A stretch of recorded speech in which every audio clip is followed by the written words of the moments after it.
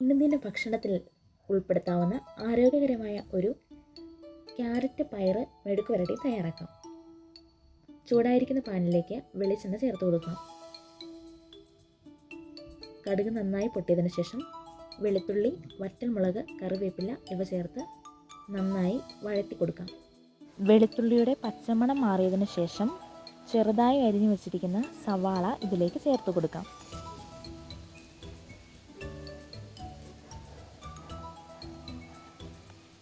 സവാള നന്നായി വഴണ്ടി വന്നതിന് ശേഷം അല്പം മഞ്ഞൾപ്പൊടി ചേർത്ത് കൊടുക്കാം.